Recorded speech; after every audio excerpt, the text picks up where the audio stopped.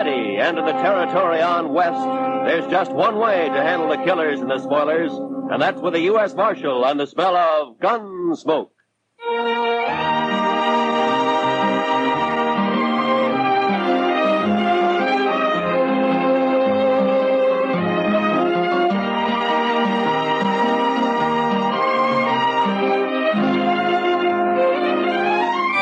Gunsmoke, starring William Conrad. The transcribed story of the violence that moved west with young America. The story of a man who moved with it. Matt Dillon, United States Marshal.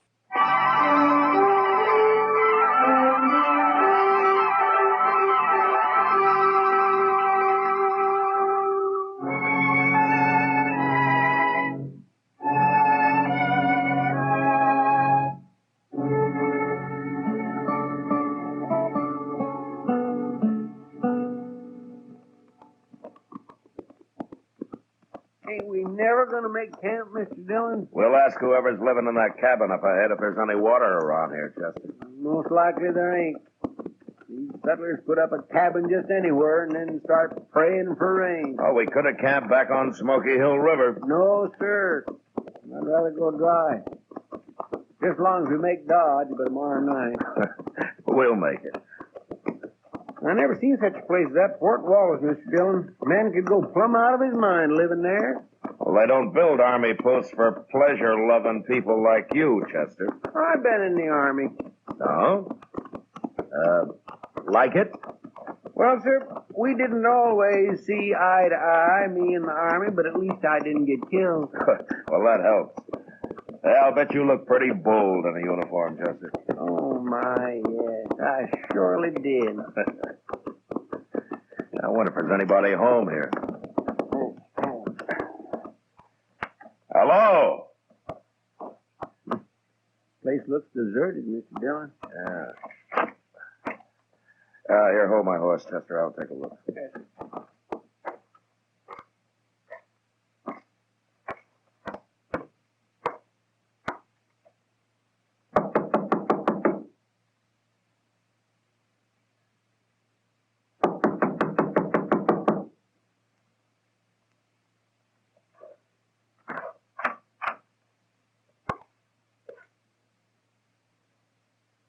Ain't nobody home? There's a man in here, Chester, lying on the floor. What? He's dead. Somebody killed him.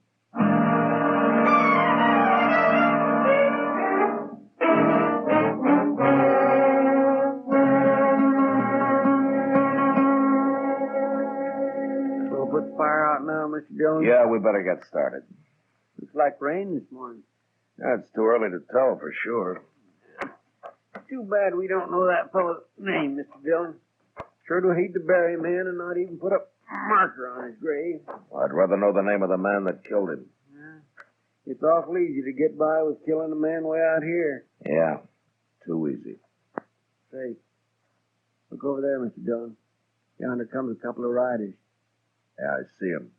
What do you suppose they're carrying rifles for? Stand over there, Chester, about 10 feet from me, huh? Yes. And keep the hair out of your eyes. Yes, I will.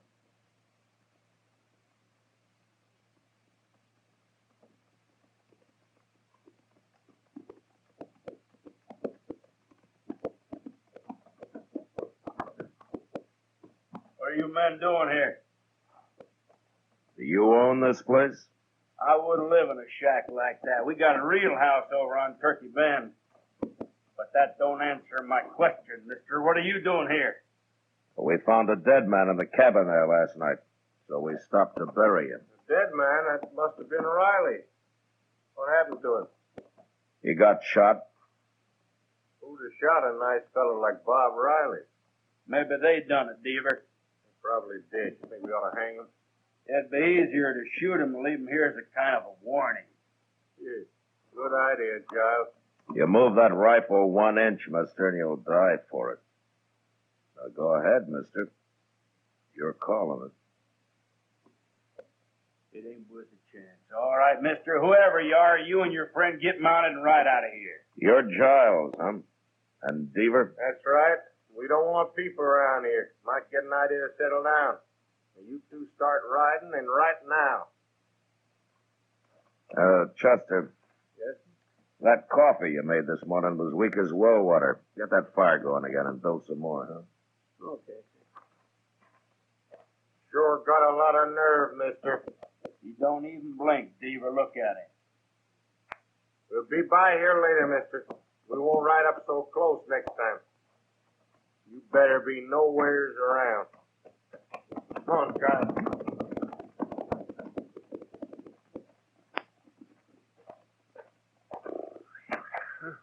I almost stopped breathing, Mr. Dillon. It was 2 against 2, Chester. We'd have made out all right. Yes, I know, but it's the waiting that chills me. Say, you know something? I'll bet anything it was them that killed the fellow that lived here. Maybe. But I'd sure like to know more about those two. But right now, we better get started for Dodge. Yes, sir, I'll go get the horses. Chester and I got mounted and rode maybe a mile and a half when we came across a sort of a camp. There was a man there, a tall man with long yellow hair and bright blue eyes that seemed always to be looking into the distance. He had a mule and an old wagon and some hogs that he kept in a well-built, partly covered pen. But he hadn't put up a shelter of any kind for himself, and it didn't look as though he was about to. We got down and walked over to where he was standing by a small fire. Sit down, man. I got no coffee, but you're welcome to that pot of chicory. There's a spoonful of molasses in it. Well, thank you, but we just stopped to say hello. No need to hurry off, mister.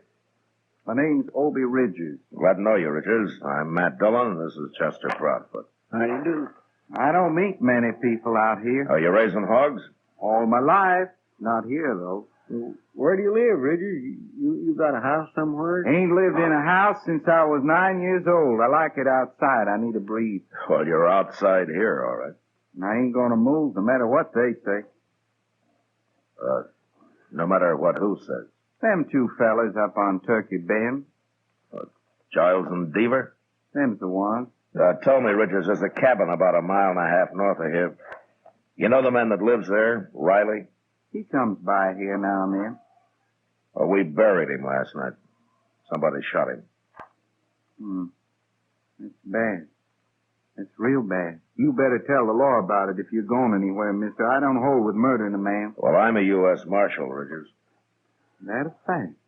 Well, Don't you ever get into Dodge? I never have, but I'm going today. What, in that wagon? It'll take you a week. No, sir. I'm going horseback. Well, I swear I don't see no horse. Well, right out there, fella. Here he comes now. There's Jim Branch leading him. Jim talked me into going to Dodge with him, but I know I won't like it. I'm just doing it for Jim's sake, kind of coddling him along, making him feel good. Where does this Jim Branch live? He's got a little place over west of here somewhere. Jim's nothing but a cowboy, Marshal. He'll be drifting on one of these days, kind of like me that way. Hello. Got company, Jim? You ready to go, Obie? I'm all dressed up like a sore thumb, can't you see? What'd you do? Change your socks? This here's a U.S. Marshal, Jim. I forget his name. My name's Matt Dillon. I'm glad to know you. I'm Chester Proudfoot. Well, how'd you do? You heading for Dodge, Marshal? Yeah, we'll ride in with you if you like. Good. This is a big day. I've been talking Obie into going to town for 3 months. He claims he don't like towns. Wait till he sees Dodge. I'm happy right here with my hogs. I don't need no town. Your hogs won't miss you. Well, let's get started. I gotta be back in 3 days, Jim, like you promised. Them hogs will starve if I ain't. You'll be back. Oh, say, what? The marshal here tells me Riley got shot. No. There's Giles and Deaver down there. Now, wait a minute, Richards. It looks like they did it, but if I could prove it, I'd be taking them in for trial right now. Well, it's too bad you can't, Marshal. They're no good, them fellas. Well, I can wait. They'll make a mistake sooner or later. But we better get going. It's 60 miles to Dodge.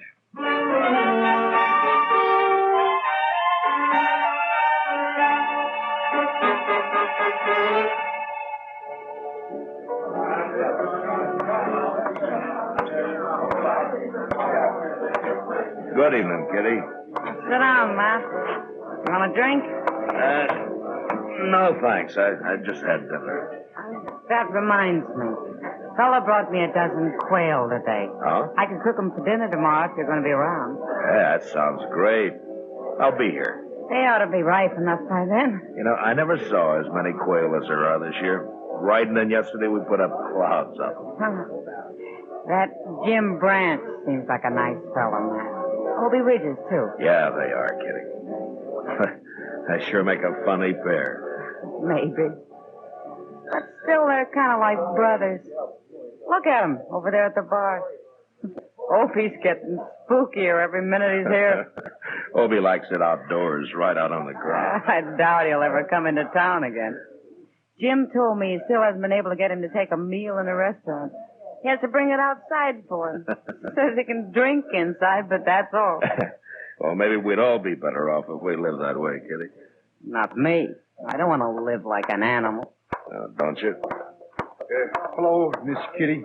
Hello, Jim. Marshal, something bad's happened. What, Jim? Well, this fella here just rode into town from up north. Well, he come by Obie's camp. Marshal, somebody shot Obie's mule and burnt up his wagon and killed all his hogs. That's right, Marshal. Oh, Yeah. no. Giles and Beaver again, huh? Well, it's Obie I'm worried about. I never should have made him come to town, Marshal. He'll kill them fellas now. I know he will. I'll ride out with you, Jim. Right now.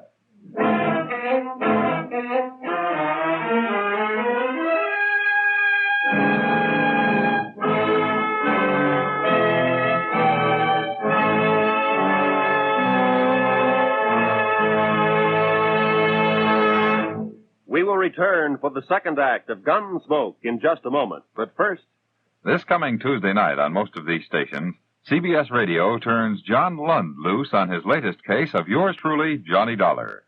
In the Woodward Manila matter, Dollar launches a search for a missing man and a missing fortune. And when the chips are all totaled up, the missing man and the missing money, each somewhat depleted, are accounted for. Don't forget, this Tuesday night at the Star's address, yours truly, Johnny Dollar. now the second act of Gunsmoke.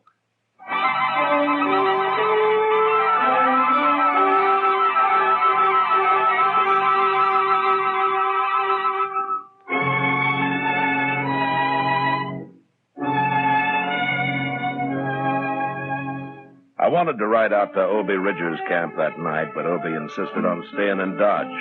He even tried to have a good time for Jim's sake. Next day, however, on the ride up, he just sat his horse and stared straight ahead and never said a word. We reached his camp after dark, and we could see his mule and his hogs lying there in the moonlight, and the remains of his wagon, charred and ghost-like. There was nothing we could do then, so we lay down on the ground and went to sleep. But that was our worst mistake, as I discovered when Chester woke me next morning. Obie had disappeared, and he'd taken his rifle with him. We saddled up and rode for Turkey Bend. How much farther is it, Jim? Just beyond them trees, Chester. I told you Obie was going to kill these fellas, Marshal. Well, maybe they're not here. If they're not, he'll find them. Let's pull up.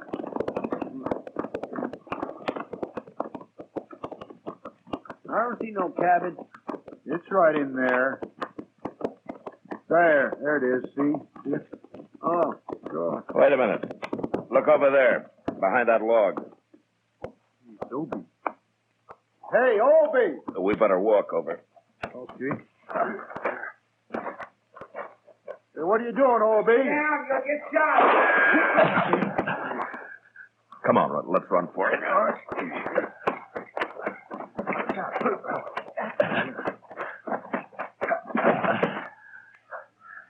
Beaver in there. I got him trapped. Look, Obie, I'll handle this. You can't kill these men. I done killed Giles already. That's him laying right by the door over there. Oh, Obie, you Blew the top of his head off. Obie, I gotta put you under arrest. Now, give me your rifle. Wait till I kill Beaver. I can't hang twice. Give me that rifle, Obie. Now. You mean it, don't you? I do. All right, I won't fight you. Yeah. But I'd sure like to kill Beaver. Chester, take this rifle and keep an eye on him. I'm going after Beaver. Yes. He'll kill you, Marshal. No. He'll be too curious at first. I'll walk over there with my hands up. But you wait here till I yell.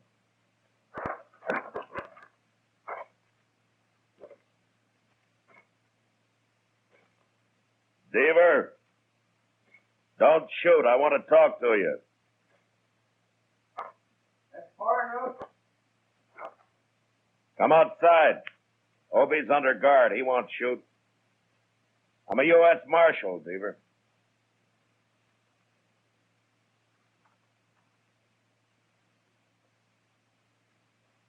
You're the feller we run into the other day up at Riley's cabin?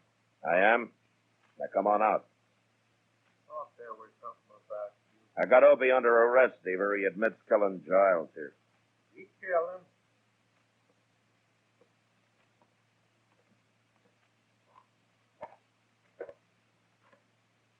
Did you and Giles slaughter his mule and his hogs? There's no reason to murder a man. No? No, it isn't. But tell me about you. Did you murder Riley? Well, wait a minute, You're Mark. going back to Dodge with us, Beaver. Oh, no, not me. Keep your hand away from that gun. Let's see how good you really are, Marshal. No!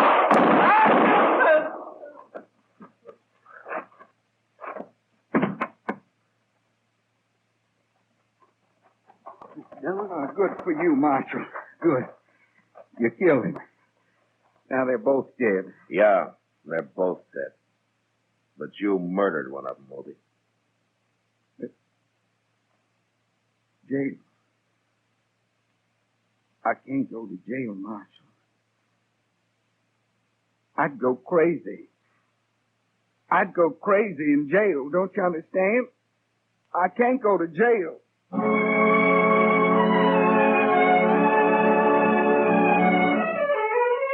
It was a hard thing to do, but I had no choice.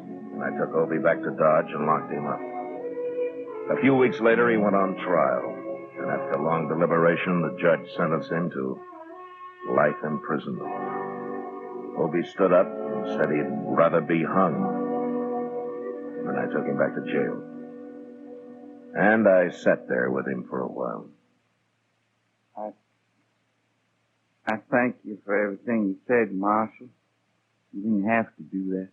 Well, I just tried to get the judge to believe you went crazy and you didn't know what you were doing, Obie. I knew what I was doing. I told him I did.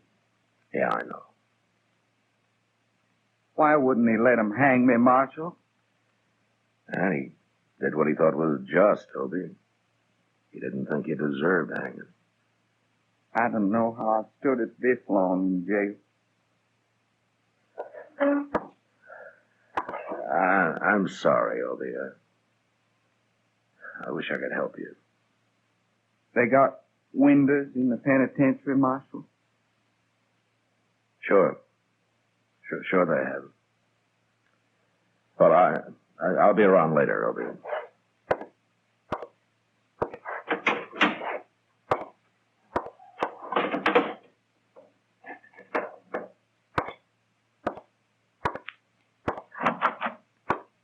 How's it taking it, Mr. Dillon? It's pretty hard on him, Chester. Where's Jim Branch, anyway? Oh, my, I ain't seen him since the trial was over. Maybe he'll come around later. I'm going to supper with Doc, Chester. We'll be at Delmonico's. All right, sir.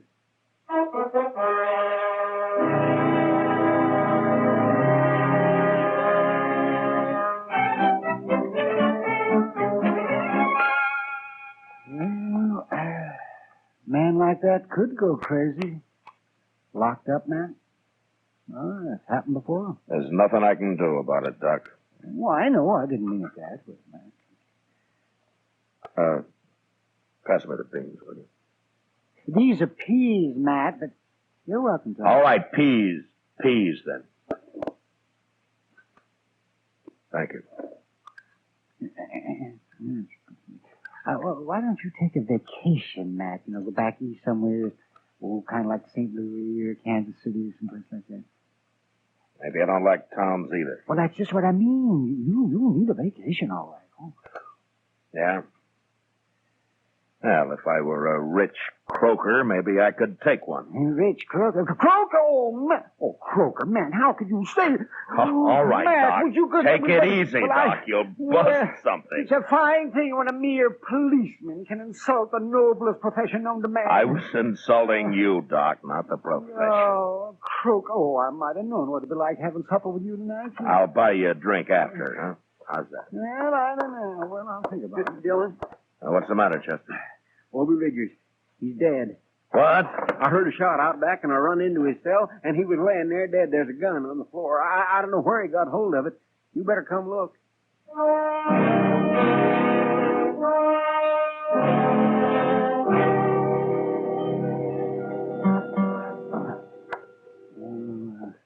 He's dead, all right, man.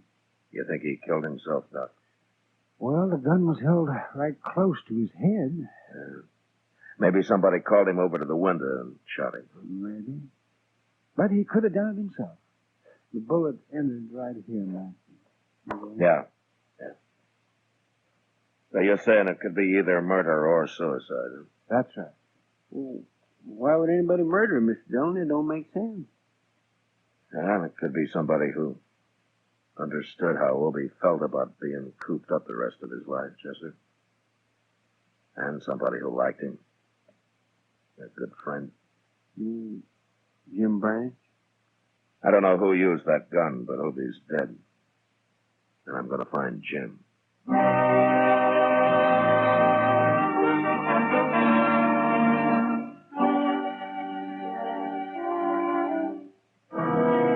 Jim Branch wouldn't talk one way or the other. So I charged him with both murder and abetting a suicide, and he was brought to trial.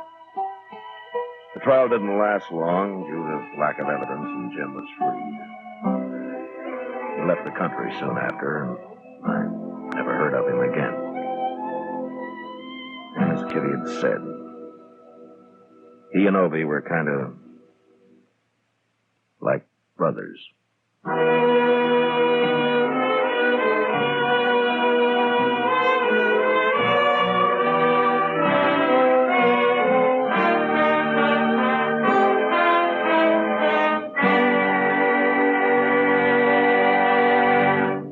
Gunsmoke, transcribed under the direction of Norman MacDonald, stars William Conrad as Matt Dillon, U.S. Marshal. Tonight's story was specially written for Gunsmoke by John Meston, with music composed and conducted by Rex Corey.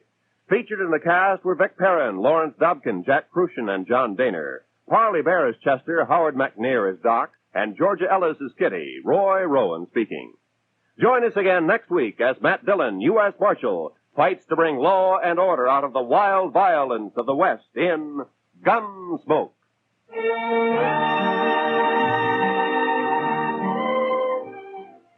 From all corners of the globe comes the news, edited and reported for your listening pleasure on CBS Newsroom Sunday Desk, every Sunday afternoon on most of these same CBS radio stations. 3 top reporters bring you the latest up-to-the-minute news in their specialized fields. Dick Joy tells you about news at home and overseas. Tom Harmon handles sports, and George Fisher reports the Movieland news. That's CBS Newsroom Sunday Desk, tomorrow at the Star's address. Eve Arden as Our Miss Brooks teaches you how to laugh tomorrow on the CBS Radio Network.